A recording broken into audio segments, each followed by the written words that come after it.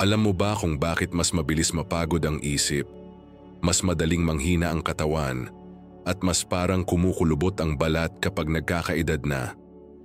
Madalas, hindi dahil sa edad mismo, kundi dahil kulang tayo sa tamang uri ng taba sa pagkain. Marami kasing seniors ang takot agad kapag naririnig ang salitang taba. Parang automatic na masama, bawal, at delikado. Pero ang hindi alam ng nakararami, merong tinatawag na healthy fats na napakahalaga para sa utak, puso, at pati na rin sa balat. At kapag tama ang uri ng taba na kinakain mo, pwedeng bumagal ang pagtanda, gumanda ang tulog, maging mas malinaw ang pag-iisip, at lumakas ang katawan. Kaya ngayon pag-usapan natin ito ng mahinahon, parang nag-uusap lang tayo sa kusina habang umiinom ng mainit na tsaa. Kasi kapag naintindihan mo kung bakit kailangan ng katawan mo ang healthy fats, mas magiging empowered ka sa mga kinakain mo araw-araw. At mas magugulat ka kung gaano kalaking epekto nito sa kalusugan mo. Isipin mo muna ito. Ilang beses mo na bang naramdaman na parang mabagal ang takbo ng isip mo? Yung parang hirap mag-focus, madaling makalimot, at minsan parang lutang buong araw. Maraming seniors ang iniisip na normal lang ito dahil tumatanda na. Pero ang hindi alam ng marami, minsan ang utak lang talaga ay nagugutom sa tamang uri ng taba. Oo, gutom ang utak mo. Hindi sa kanin, hindi sa asukal, kundi sa healthy fats na nagbibigay ng lakas, bilis, at clarity sa pag-iisip. Ang utak kasi natin ay halos gawa sa taba. Kaya kung hindi mo ito bibigyan ng tamang fuel, hihina talaga ang function nito. At saan natin makukuha ang pinakamagandang source ng healthy fats? Unang-una, ang omega-3.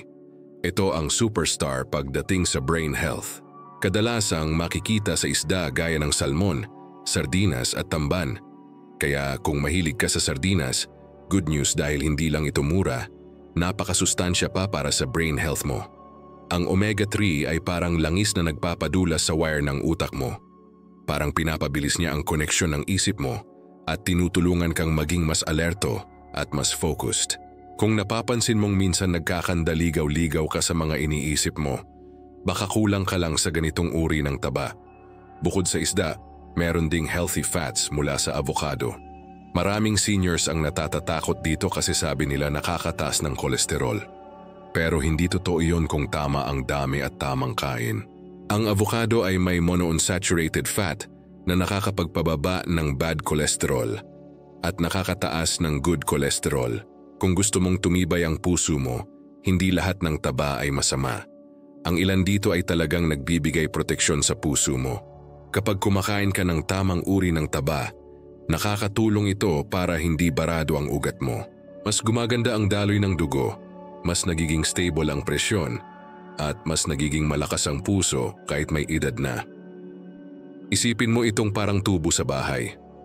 Kapag puro mantika at dumi ang dumadaan, bumabara. Pero kapag tama ang kalidad ng oil na ginagamit mo, hindi basta bara agad. Ganito rin ang nangyayari sa ugat at puso mo. Kung ang kinakain mong taba ay processed oils at matatamis na pagkain, mabilis itong nagbabara ng ugat. Pero kung healthy fats ang pinipili mo, nakakatulong itong maglinis, hindi magbara. Ngayon pag-usapan naman natin ang balat. Madalas sinasabi ng seniors na bakit parang mas tuyo ang balat, mas mabilis kumulubot, at mas madaling mangati.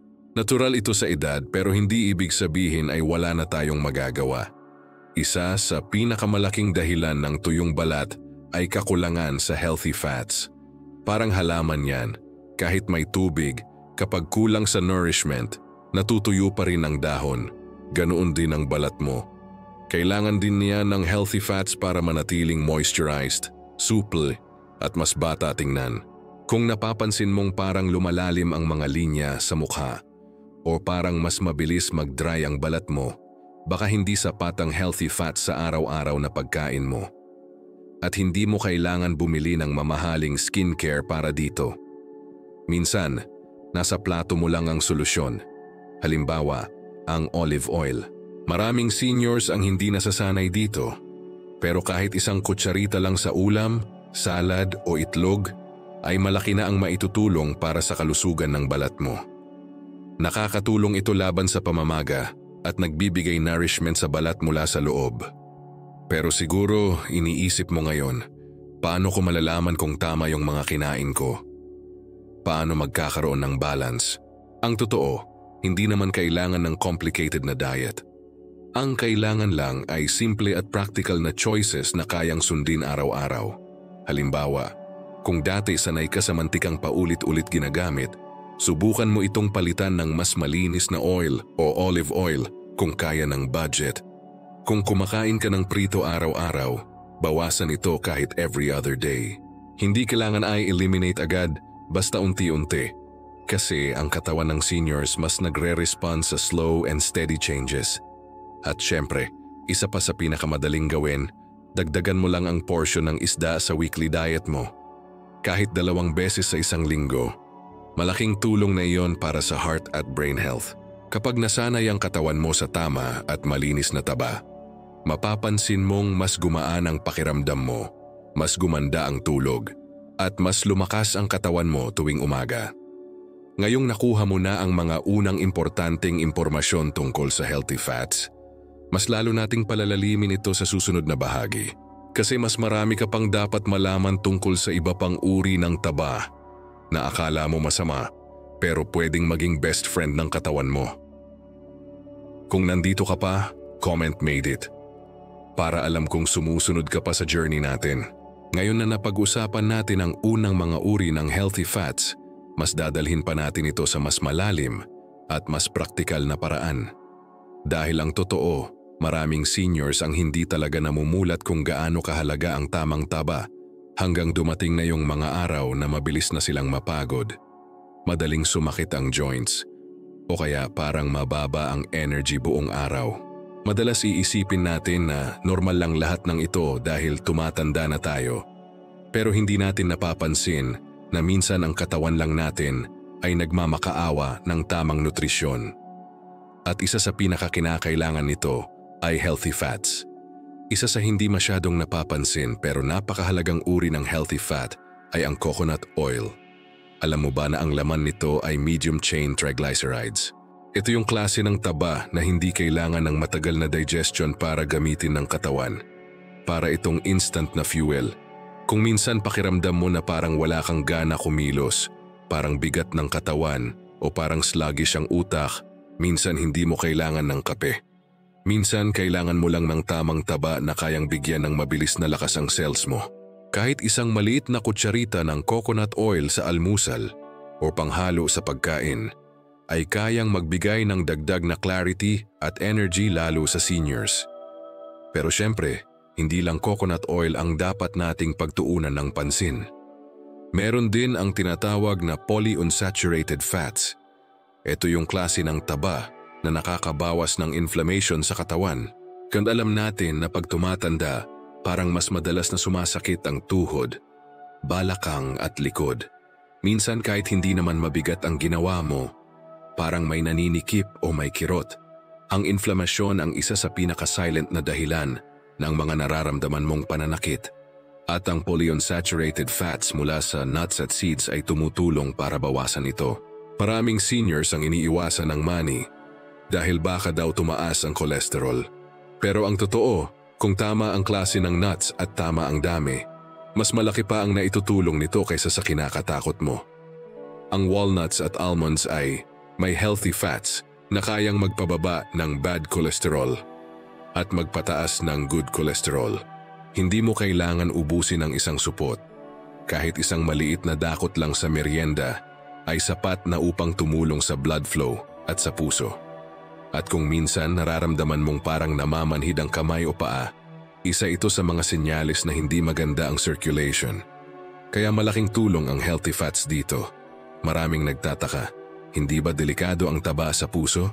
Hindi ba dapat iwasan ko ito dahil ayaw kong tumaas ang kolesterol o baka atakihin ako?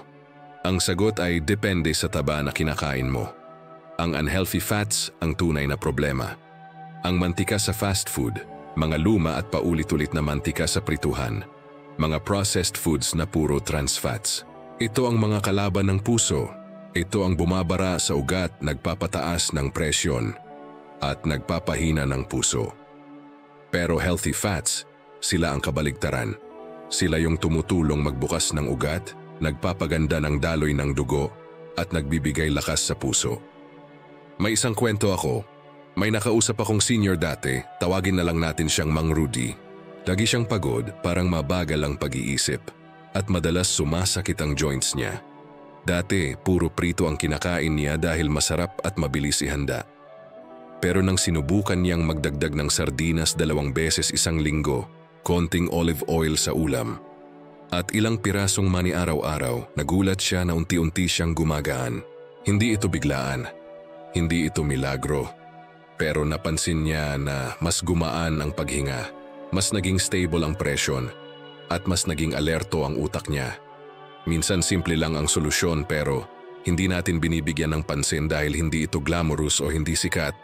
Ito yung gusto kong maunawaan mo. Hindi mo kailangan magbago agad. Hindi mo kailangan ng biglaang diet. Ang kailangan lang ng katawan ng seniors ay unti-unting pagdagdag ng tamang taba. Parang tanim sa paso.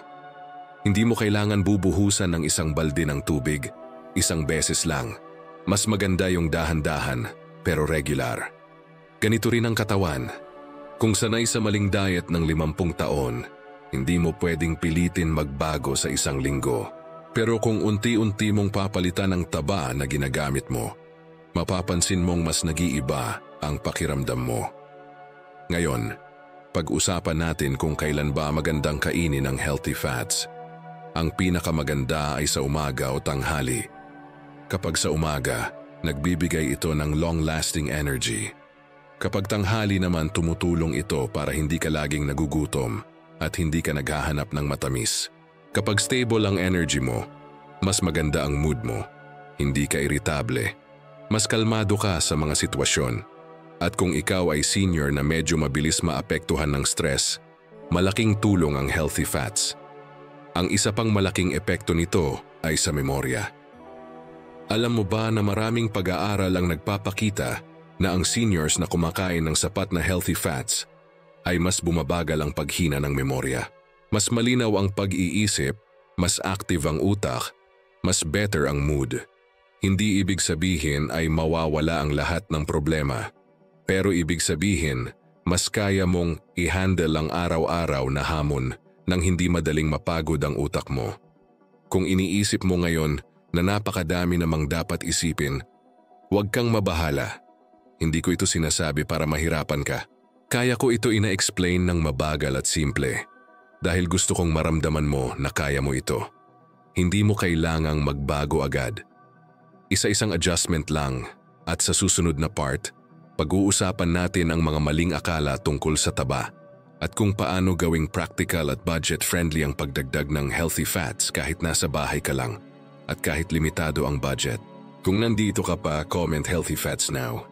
Habang mas lumalalim ang usapan natin tungkol sa healthy fats, mapapansin mo sigurong hindi pala ganito kasimpleng intindihin ang taba. Dahil sa maraming taon, lalo na noong panahon na halos lahat ng produkto ay may low-fat na label. Marami sa atin ang lumaki na ang iniisip ay kapag may taba ang pagkain, masama agad ito para sa ating katawan. Kaya hindi nakakapagtaka na hanggang ngayon, maraming seniors pa rin ang nagdadalawang isip kung tama ba talagang kumain ng taba, kahit healthy fats pa ito. Pero gaya ng napag-usapan natin, hindi lahat ng taba ay kalaban. Sa katunayan, may mga taba na importante para sa lakas, memorya, at sigla ng isang senior. Kaya ngayong nasa gitna ka na ng series na ito, oras na para linawin ang ilang maling akala na pwedeng pumipigil sa iyo para mas ma-appreciate kung bakit napakahalagang idagdag ang healthy fats sa araw-araw na pagkain mo. Dahil kung hawak mo pa rin ang mga luma at maling paniniwala, kahit gaano kaganda ang advice, mahirap itong sundin ng may confidence. Isa sa pinakakumakalat na maling akala ay ang pagtaas ng kolesterol. Maraming seniors ang takot na takot sa itlog, avocado, at kahit kaunting mantika dahil baka daw tumaas ang kanilang kolesterol. Pero ang hindi alam ng karamihan, ang unhealthy fats lang ang tunay na nakakasama sa ugat tulad ng trans fats, mantika mula sa fast food, at mga oil na paulit-ulit pinapainit. Sila ang responsable sa baradong ugat at mataas na presyon. Pero ang monounsaturated fats at polyunsaturated fats, sila naman ang tumutulong magpababa ng bad cholesterol at nagpapataas ng good cholesterol. Sila yung mga taba na parang maintenance worker sa loob ng katawan na naglilinis ng bara at nagpapaganda ng blood flow. May isa pang maling akala na nakakataba raw agad ang healthy fats. Totoo na may calories ito, pero hindi ganito kababaw ang epekto nito sa katawan. Ang healthy fats ay nagbibigay ng stable at steady energy, hindi yung biglang taas tapos biglang bagsak. Kaya kung isa ka sa mga seniors na mabilis mapagod, madalas nanghihina o madaling mairita kapag gutom, pwedeng kulang ka sa tamang taba. Kapag wala kang healthy fats sa diet mo, mapapansin mong mabilis kang mag-crave ng matamis o malaking kanin dahil naghahanap ng pang-sustain ng katawan mo. Pero kung may healthy fats ka, mas buo ang lakas mo at mas controlled ang mga cravings. Isa pa sa pinakamalaking maling akala ay mahal daw ang pagkain na may healthy fats. Pero kung titingnan mo ng mabuti, marami sa mga murang pagkain sa bahay ay healthy fat sources na. Ang sardinas, itlog, coconut oil at mani ay hindi lang budget-friendly, kundi puno rin ng sustansya na mahalaga sa katawan ng senior. Hindi mo kailangan bumili ng imported oils o mamahaling avocado kung hindi kaya ng bulsa. Ang mahalaga ay alam mo kung ano ang mga pagkain na may natural, malinis at tunay na healthy fats. Ngayon, pag-usapan natin kung paano mo ito mai-apply sa pang-araw-araw na routine mo. Dahil mas madaling sundin ang isang advice kapag nai-imagine mo kung paano ito gumagana sa totoong buhay. Halimbawa, kung mahilig ka sa itlog tuwing umaga, hindi mo kailangan iwasan ito. Mas maganda pang dagdagan ng konting coconut oil or olive oil para mas masustansya. Kung lagi kang kumakain ng gulay sa tanghali, subukan mo lagyan ng kaunting healthy oil para mas tumagal ang energy mo. Kung kaya mong kumain ng sardinas 2 beses sa isang linggo, malaking tulong ito sa puso at memorya mo. May nakilala akong senior, si Aling Tindeng, na halos araw-araw ay hirap gumalaw. Madali siyang mapagod at parang mabagal ang pag-iisip niya lalo na sa hapon. Pero nang sinuri namin ang kinahihiligan niyang pagkain, halos walang healthy fats. Puro kanin, gulay na walang oil at tinapay. Walang mali doon, pero kulang siya sa sustansyang nagbibigay lakas sa utak at puso. Nang sinimulan niyang kumain ng itlog tuwing umaga, magsardinas 2 beses sa isang linggo, at magdagdag ng kaunting coconut oil sa ulam, unti-unti niyang naramdaman ang pagbabago. Mas alerto siya, mas mabilis kumilos, at hindi na siya agad nauubusan ng energy. Hindi miracle kundi tamang nutrisyon. Mahalaga ring tandaan ang role ng healthy fats sa memorya at mood.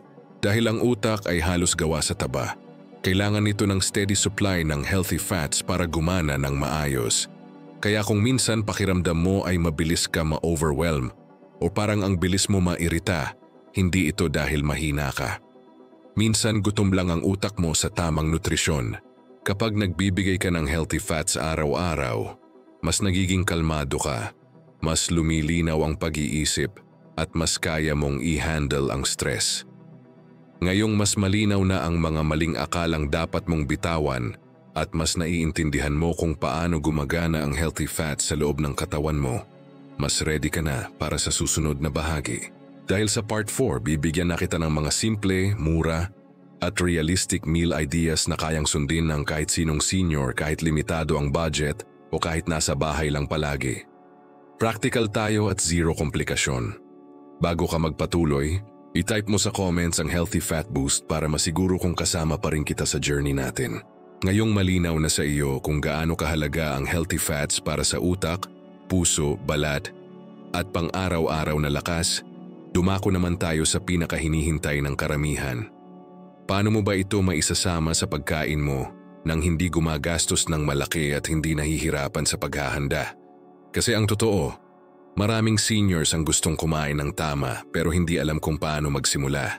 Minsan nakakatakot kapag sinabing baguhin ang diet, kasi iniisip mo agad na kailangan ng mahal na ingredients, imported na oils, at oras na wala ka naman. Pero hindi ganoon kahirap ito.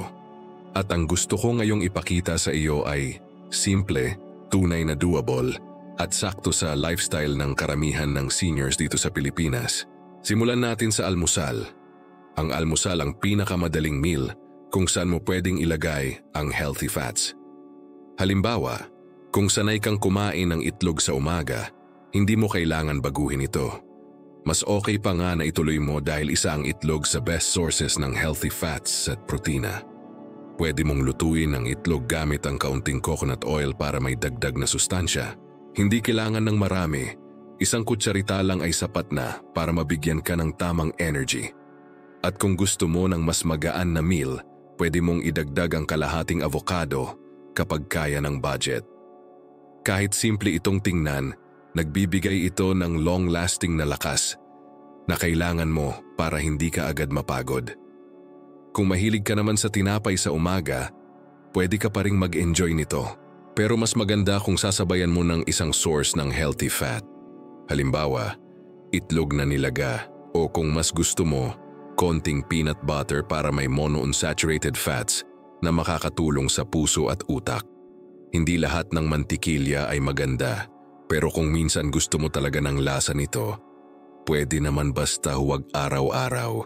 Ang importante ay hindi ka kumakain ng puro carbs lang sa umaga dahil mabilis itong magpabagsak ng lakas mo pagdating ng tanghali. Ngayon, punta naman tayo sa tanghalian.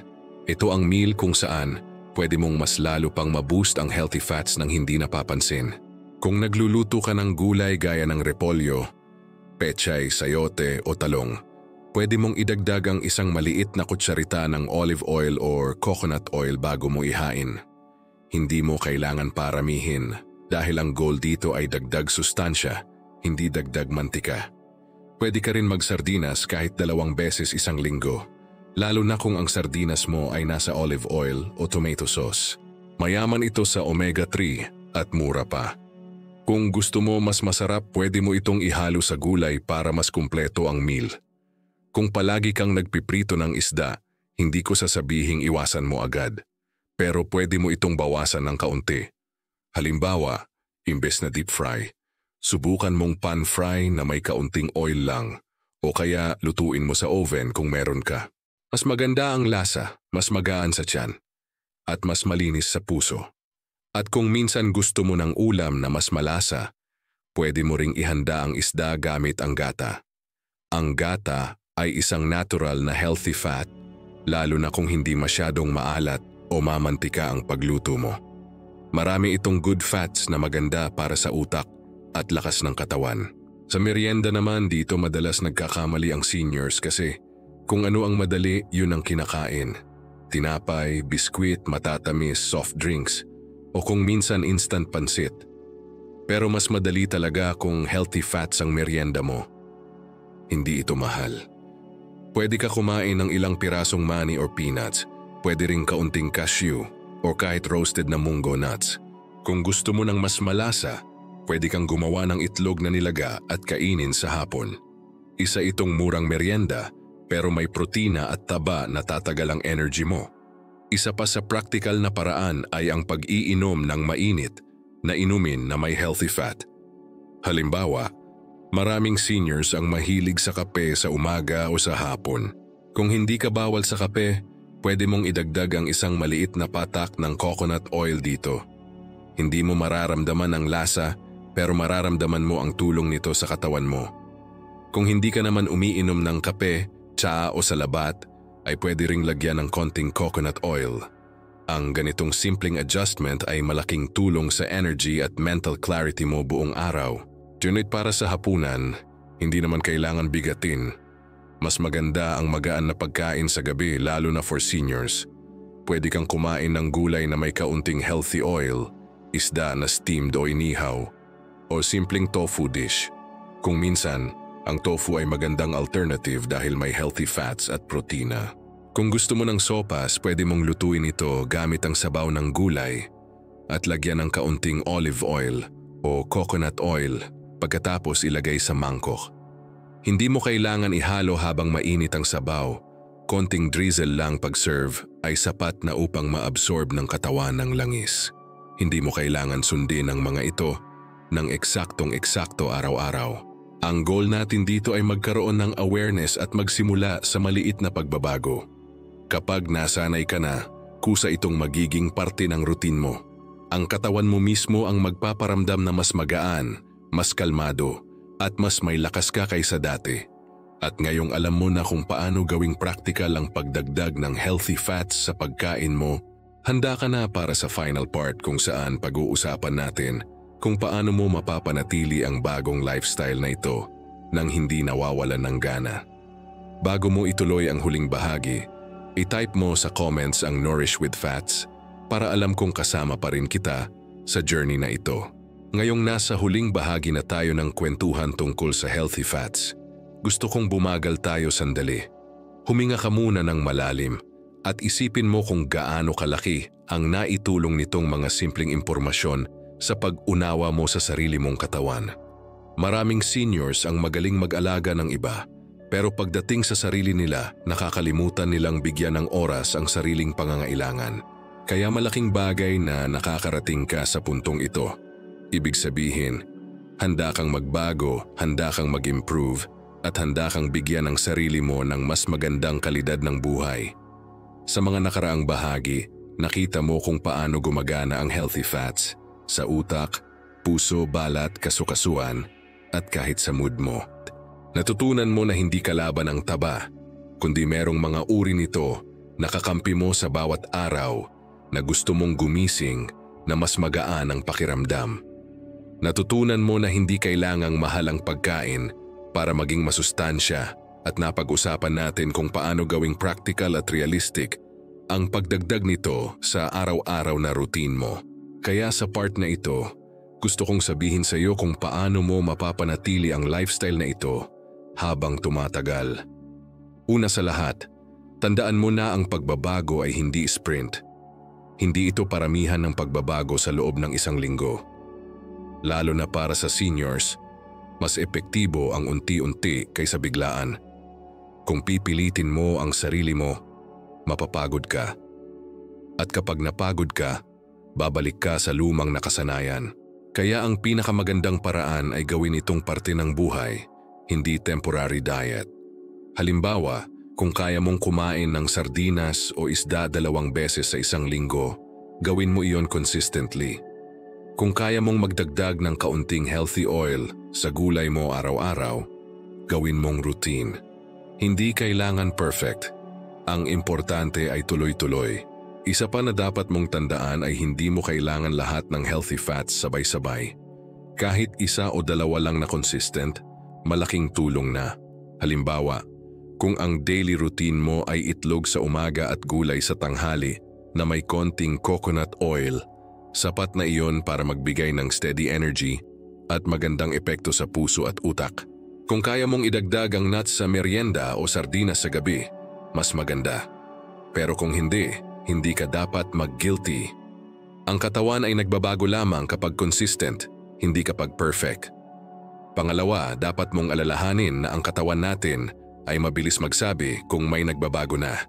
Kung napansin mong mas hindi ka madaling mapagod, mas gumagaan ang paghinga, mas kalmado ang pakiramdam mo, o mas malinaw ang iniisip mo tuwing umaga, ibig sabihin, gumagana ang ginagawa mong adjustments. Ito ang mga signs na dapat mong pakinggan. Dahil kapag nakikita mo ang progress mo, mas nakaka-motivate ito para magpatuloy ka. Ang katawan ng seniors, lalo na, ay marunong magbigay ng feedback. Hindi mo kailangan ng mamahaling test para malaman kung may nangyayari. Mararamdaman mo ito. Pangatlo, gusto kong bigyan ka ng inspirasyon.